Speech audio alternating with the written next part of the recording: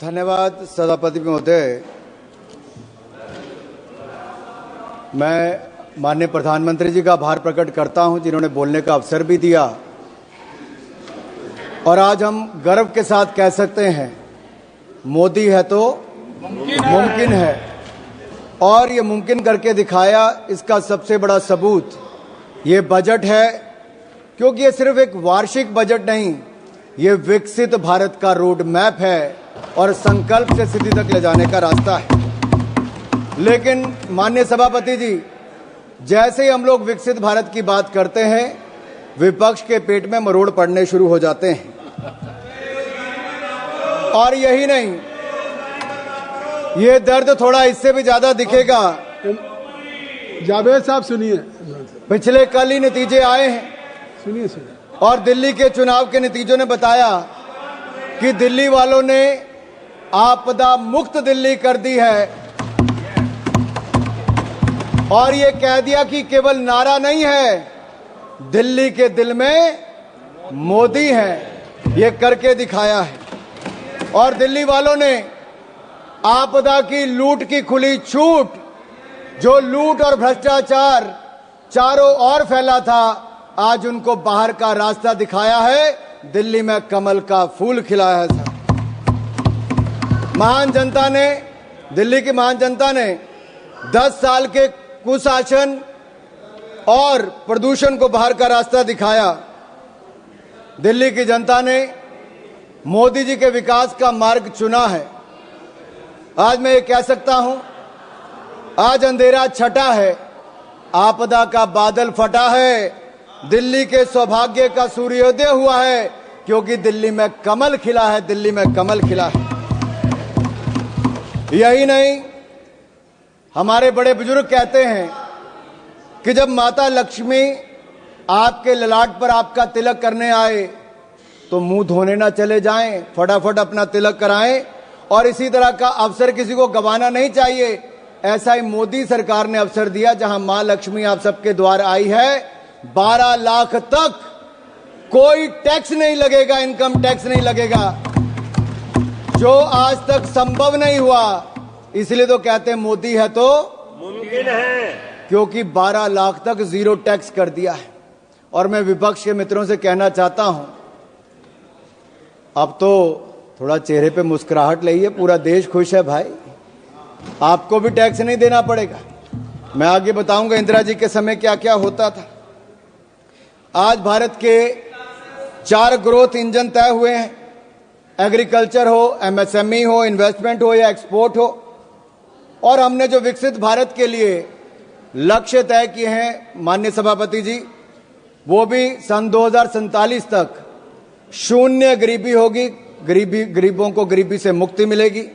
वहीं पर 100% गुणात्मक शिक्षा दी जाएगी, हर व्यक्ति को अच्छी स्वास्थ्य की सुविधा और सस्ते दाम पर दी जाएगी। और वहीं पर श्रमिकों का कौशल विकास होगा और उचित उनको रोजगार के अवसर दिए जाएंगे। हमारे विकास की भागीदारी में महिलाओं को 70% उनका योगदान इकोनॉमिक एक्टिविटीज में होगा। और हमारे किसानों के दम पर भारत दुनिया की फूड बास्केट बनेगी, यानी कि food basket of the world हम भारत को बनाकर दिखाएंगे।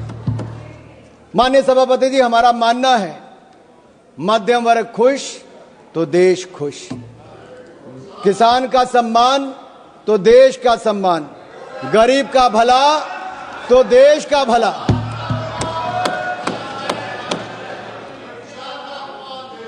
सुनना ही नहीं चाहते सर। सभापति जी, अगर मैंने देश के सम्मान की बात की, गरीब के कल्याण की बात की, मध्यम वर्ग के खुशी की बात की, तो इनको दर्द क्यों हुआ है? क्योंकि 60 वर्षों तक आपने दर्द दर्द और दर्द ही दिया है और हमने दर्द से मुक्ति दिलाने का काम किया। और वो मोदी जी ने दी मध्यम वर्ग को राहत, तो विपक्ष को हुई आहत। और इनका दर्द दिखाता है, ना इनको मध्यम वर्ग से मतलब है, ना ही गरीब से। और इनका तो वही घिसा पिटा पुराना टेप रिकॉर्ड चल रहा है, कुछ नया तो है ही नहीं, नई सोच नहीं, कुछ नया कहने के लिए नहीं। महोदय, इस बार विदेशी चिंगारी ना होने का असर साफ दिख रहा है, और ये विपक्ष पर विदेशी चिंगारी ना होने का असर साफ दिख रहा है। उधर चिंगारी बुझी और इधर विपक्ष बुझ गया है। समझ रहे हैं ना आप? निशिकांत जी ने सुबह बताया भी था थोड़ा सा, और समझदार को तो इशारा ही काफी होता है।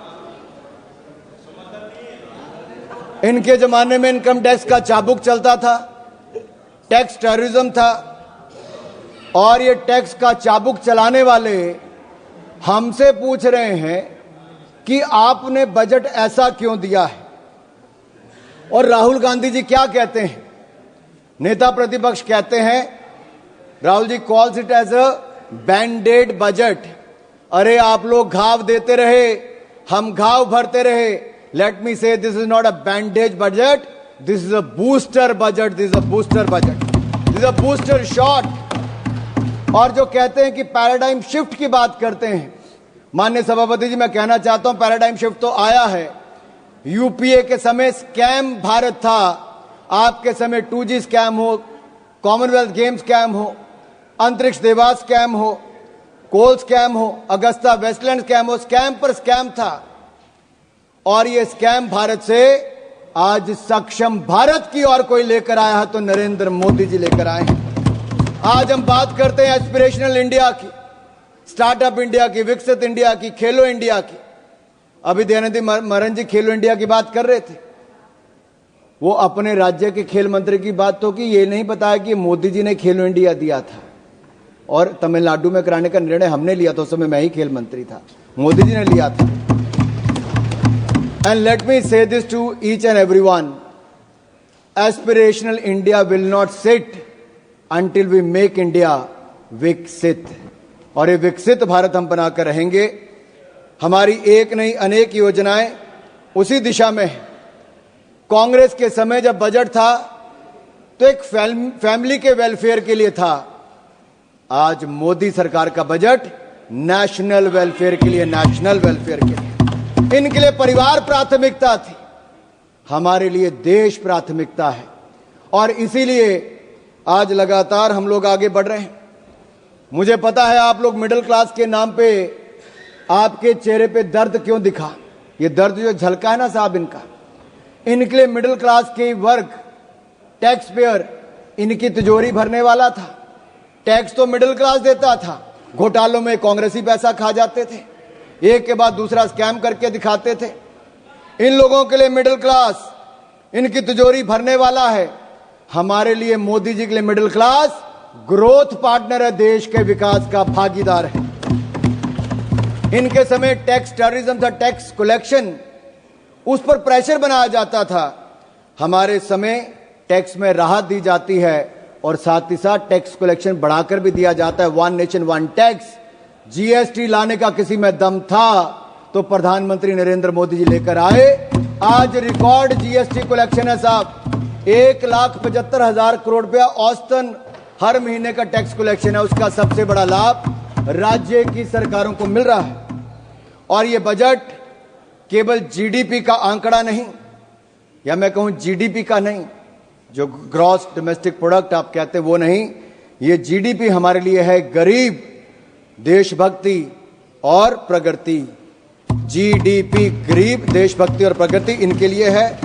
मिडिल क्लास का पैसा अब कांग्रेस के खाते भरने के लिए नहीं, मिडिल क्लास के अपने खाते में जाएगा। क्योंकि मिडिल क्लास के भाई और बहनों, अब आपको 12 लाख तक कोई टैक्स नहीं देना पड़ेगा, आपको टैक्स मुक्त कर दिया जाएगा। राहुल जी जीरो चेक कर लीजिए, 1 जीरो और भी है। अच्छा सुप्रिया जी नहीं दिखाता, चलो सुप्रिया जी ने कहा मैं नहीं दिखाता। ये कांग्रेस की सीटों की बात नहीं है, मैंने छोड़ दिया सुप्रिया जी। सुप्रिया जी वो रेफरेंस सुप्रिया जी, अगर आपको लगता है कि हमने मध्यम वर्ग के लिए 0% टैक्स किया है 12 लाख तक, अगर आपको लगता है दर्द हुआ है, आपको इससे खुशी नहीं है, तो आपकी खुशी से ज्यादा हमें देश के करोड़ों मध्य वर्ग के चेहरे पे खुशी दिखती है, क्योंकि ये देश के विकास में एक बड़ा योगदान देने वाली है।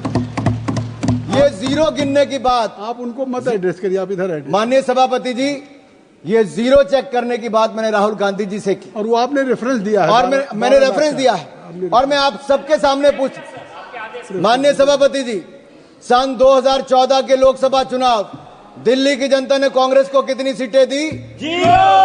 2015 के विधानसभा में कांग्रेस को कितनी सीटें दी? 2019 के लोकसभा में कितनी सीटें दी? 2020 के विधानसभा में कितनी सीटें दी? 2024 के लोकसभा में कितनी सीटें दी? 2025 के विधानसभा में कितनी सीटें दी? अगर ये जीरो का रिकॉर्ड बनाने का काम किसी ने किया है तो राहुल जी के नेतृत्व में कांग्रेस पार्टी ने किया है। आप नहीं, nothing will go on record, nothing will go on sir, ये दिल्ली वालों ने तो कांग्रेस को बड़ा जीरो दे दिया, अब बंगाल में भी तृणमूल का जीरो होने वाला है। Address to the chair, nothing will go on the record except Anurag Thakur ji. Please you address. Sir, मैं मध्य वर्ग पर टैक्स की बात कर रहा था। सर, मेरा तो उस समय जन्म भी नहीं हुआ था, लेकिन 28 फरवरी 1970, सर मैं जून 1975 की बात नहीं कर रहा जब इंदिरा जी ने इमरजेंसी लगाई थी, मैं 28 फरवरी 1970 की बात करता हूं जब इंदिरा गांधी जी ने बड़ी निर्ममता के साथ इस देश के सामने मिडिल क्लास पर टैक्स लगाने की घोषणा की थी। और मैं एक टेप लाया हूं, मैं सुना दूं आपके सामने, इंदिरा जी का भाषण सुनाऊं थोड़ा सा? क्या कहा? नहीं, जमा कर दीजिए, नहीं जमा कर, आप जमा कर दीजिए। नहीं, इनमें से बहुत सारे नहीं, आप सर, अपनी बात, इंदिरा जी ने नहीं सर, ये कांग्रेस पार्टी, कहां मैं इजाजत दे रहा हूं? आप बढ़िए। सर, कांग्रेस चाहती है कि इंदिरा जी की टेप ना चले, नियम कहता है कि ना चले, लेकिन मैं आंकड़ा जरूर बताना चाहता हूं कि कैसे इंदिरा जी ने एक और तो इमरजेंसी लगाकर काला अध्याय दिया, लेकिन दूसरा 28 फरवरी 1970 को सरकार के टैक्स स्ट्रक्चर को देख लीजिए, जहां पर कमाई करने वाले जिनको दिन रात मेहनत करते थे उनको डायरेक्ट टैक्स 97.5% लगा दिया गया था, 97.5% टैक्स लगा दिया था। और सर, मैं सुप्रिया जी से पूछना चाहता हूं, मनीष तिवारी जी और अन्य विपक्ष के नेताओं से पूछना चाहता हूं, उस समय का 97.5% टैक्स ठीक था या आज नरेंद्र मोदी जी की सरकार में जीरो टैक्स ठीक है? जीरो। उस समय 5000 के बाद इतना टैक्स लग जाता था।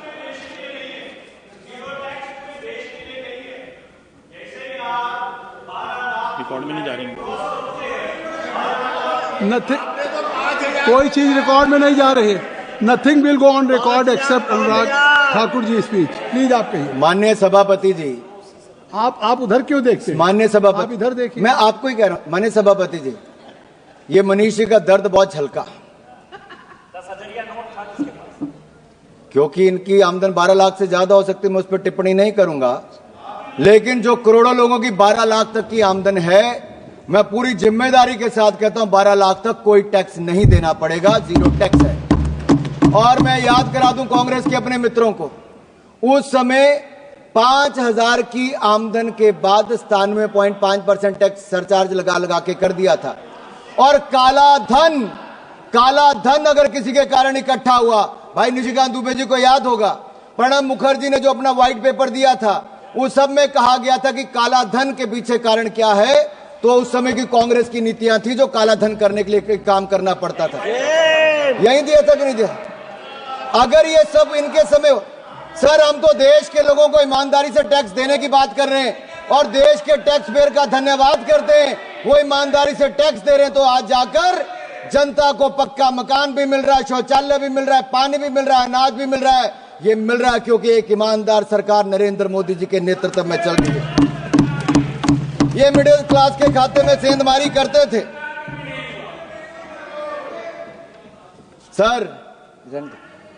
सर लीडर ऑफ ऑपोजिशन है नहीं, शायद वो आलोपित हो गए हैं, मैं इस पे नहीं कहूंगा।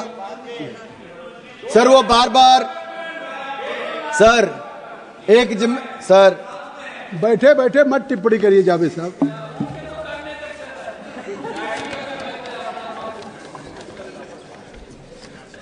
सर मुझे एक दो बातें यहां पे जरूर कहनी है। मैंने मध्यम वर्ग की बात की, लेकिन गरीब की बात जरूर करूंगा।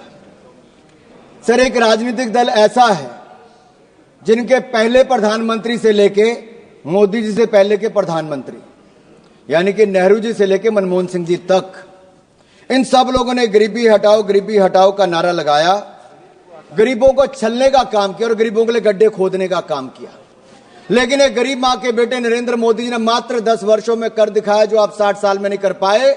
4 करोड़ गरीबों को पक्के मकान बनाकर दे दिए और 3 करोड़ पक्के और मकान मंजूर कर दिए। लेकिन इनके किसी सांसद की सदस्यता जाने पर जब मकान खाली करने को कहा जाता है तो इनका दर्द तब झलकता है कि मकान खाली कर दिया, मकान नहीं है। आप सोचो 70 साल तक वो लोग कितने अपने मकान को छोड़ना पड़ता था, और मोदी जी ने तो 25 करोड़ गरीबों को मल्टी डिमेंशनल पॉवर्टी लाइन से बाहर निकाला है। ये अपने आप में दुनिया कहती है कि क्या शानदार काम Narendra Modi. But sir, the people who have a habit to go overseas and speak in universities like Oxford, Cambridge, and they say poverty is a state of mind, तो इनके माइंड दिखते हैं, इनकी सोच दिखती क्या है। हमने विदेशी मानसिकता नहीं रखी, हमने देशी अपना जो तरीका है उससे काम किया, और जहां एक और हमने करोड़ों गरीबों को पक्का मकान बनाकर दिया। हमने संकल्प लिया है 2047 से पहले भारत को गरीबी मुक्त करेंगे, जीरो पॉवर्टी बाय 2047 करके दिखाएंगे।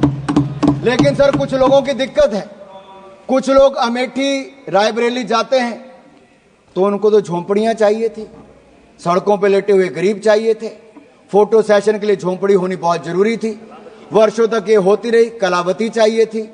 अभी वो पिछली बार जरा साउथ से आके वापस नॉर्थ में आए तो पूछ रहे थे झोंपड़ी कोई मिली नहीं, फोटो सेशन कहां करवाएंगे।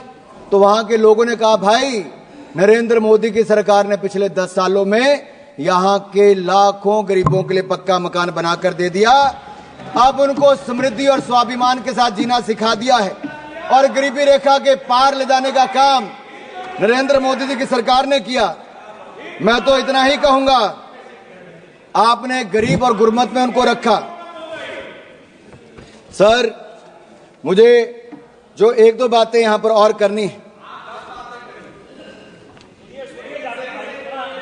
मैं इतना ही कहूंगा सभापति जी, विपक्ष की बातों में सच का अभाव है क्योंकि झूठ बोलना तो इनका स्वभाव है।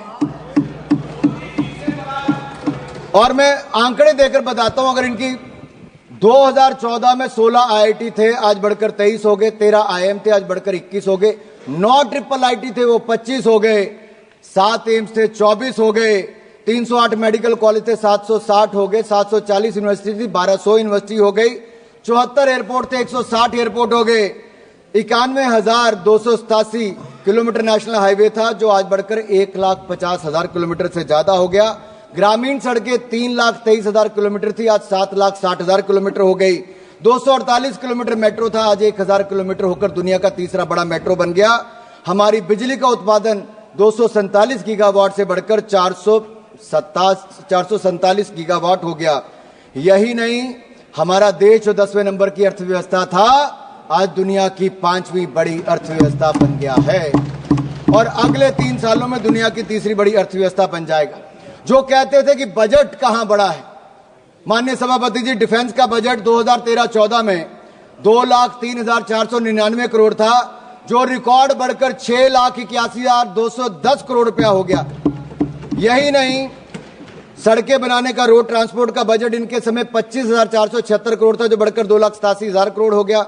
रेलवे 27,000 करोड़ से बढ़कर 2,55,000 करोड़ कर दिया। होम अफेयर्स 53,371 करोड़ से बढ़कर 2,33,211 करोड़ हो गया। और यही नहीं, एग्रीकल्चर 17,395 करोड़ से बढ़कर किसानों के लिए 1,37,757 करोड़ हो गया। शिक्षा का बजट भी 71,000 करोड़ से बढ़ाकर 1,28,000 करोड़ से ज्यादा हो गया। और अच्छे स्वास्थ्य की सुविधाएं 27,000 करोड़ से बढ़ाकर आज लगभग 99,900 करोड़ हो गया। अनुप्रिया जी यहां पर बैठी हैं, एमओएस हेल्थ। और मैं यही नहीं, आपको कुछ आंकड़े और भी रखना चाहता हूं, लेकिन उससे पहले पहले एक दो बातें मैं और करूंगा। जहां एक और गरीबों के उत्थान के लिए हमने काम किया है, वहीं पर न्यूक्लियर एनर्जी मिशन के लिए 2047 तक 100 गीगावाट हमारी कैपेसिटी हो, तो न्यूक्लियर पावर कैपेसिटी प्राप्त करने के लिए स्मॉल मॉड्यूलर रिएक्टर के निर्माण के लिए 20,000 करोड़ रुपए का प्रावधान भी किया है। और सन 2033 तक हमारे 5 इंडिजिनियस स्मॉल मॉड्यूलर रिएक्टर बनकर तैयार हो जाएंगे। यही नहीं सर, विपक्ष के कुछ नेताओं ने और विशेष तौर पर राहुल गांधी जी ने कहा कि उनको कुछ दिखता नहीं है। सर, ना उनको युवा दिखते हैं, ना युवाओं की उद्यमिता दिखती है। और मैं यही नहीं, ये लोग आइवरी टावर में रहते हैं, जहां खड़े वहीं के वहीं खड़े हैं। इनकी एक अलग अपनी दुनिया है साहब। ये ठहरे हुए पानी की तरह हैं, जिनको सड़ना मंजूर है लेकिन प्रवाहित होना मंजूर नहीं है। हमने तो मोदी जी के नेतृत्व में जो अभी आंकड़े बताए कि 2014 में भारत कहां था और आज 2025 में भारत कहां है। यही नहीं, हमारे युवाओं के पास नए आइडियाज हैं, इनोवेशन है, रेजोल्यूशन है, सॉल्यूशन है। लेकिन मैं एक सवाल इनसे पूछता हूं, 2014 से पहले स्टार्टअप कहां था? मोदी जी को युवाओं पर विश्वास था तो स्टार्टअप इंडिया लेकर आए।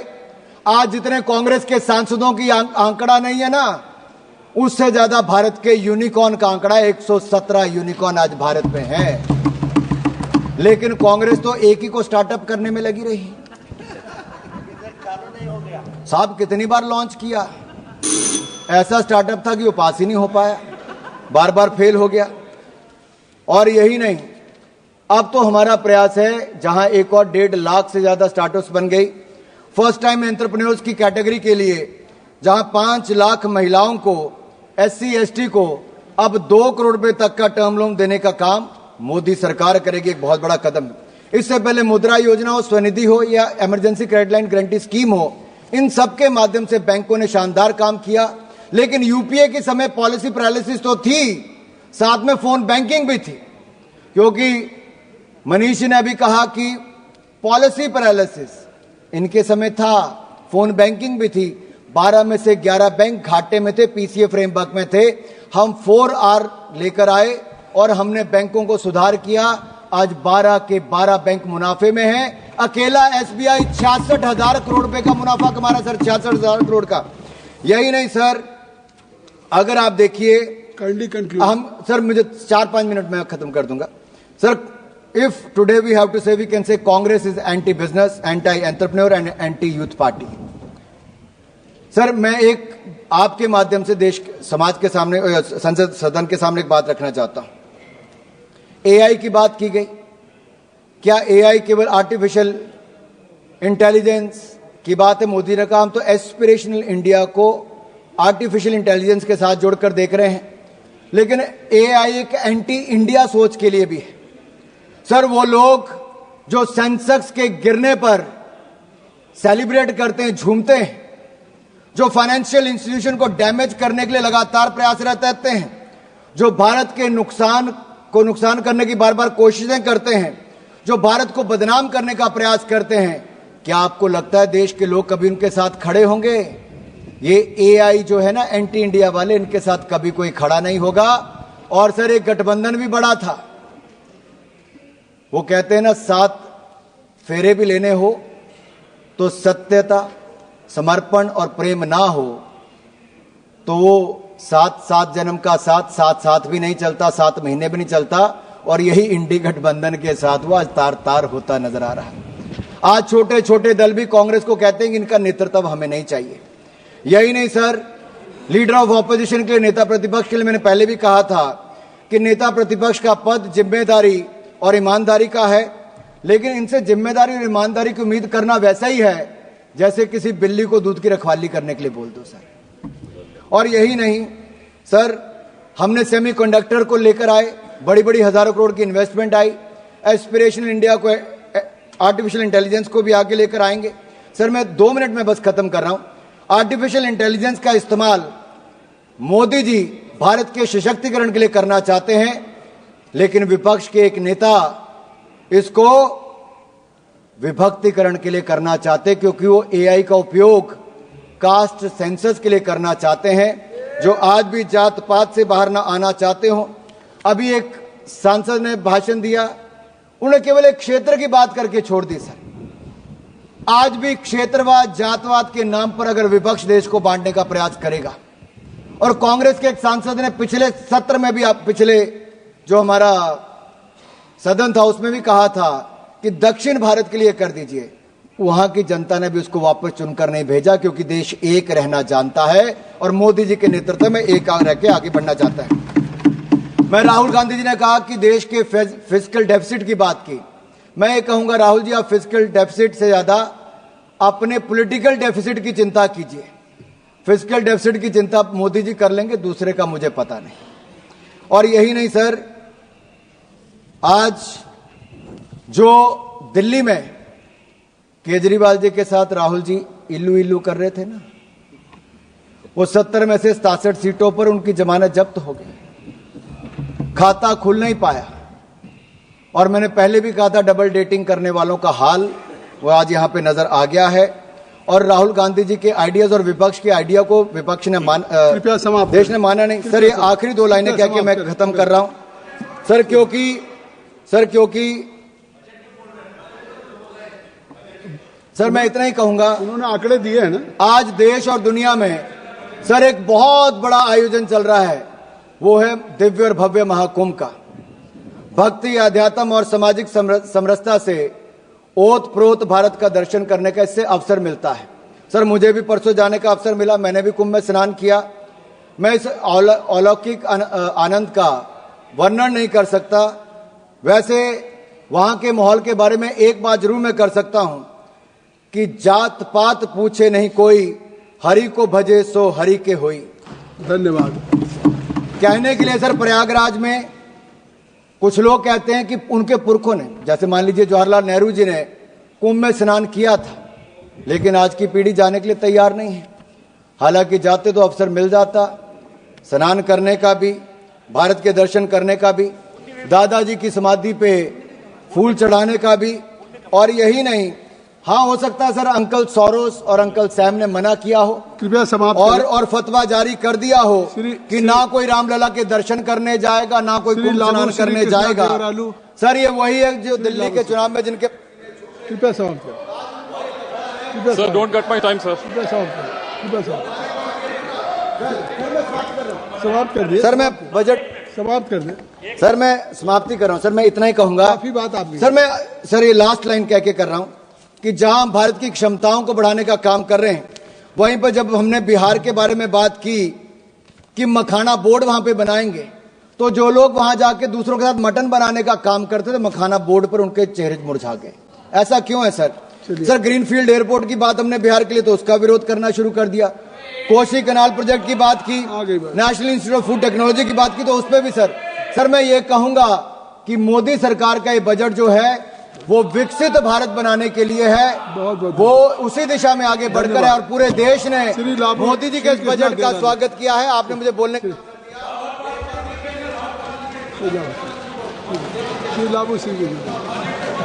Sir, thank you sir for allowing me to speak on union budget. Let him conclude sir. आपकी लास्ट लाइन तो हो गई कई बार। सर लास्ट लाइन है सर, ये बजट एक फोर्स मल्टीप्लायर है। ये बजट बचत बढ़ाएगा, निवेश बढ़ाएगा, खपत बढ़ाएगा और विकास को भी तेजी से बढ़ाएगा। देश की नागरिकों की जेब में, उनके बैंक अकाउंट में पैसा बचाएगा और ये नागरिक मिलकर सब विकसित भारत का जवाब दे दिया।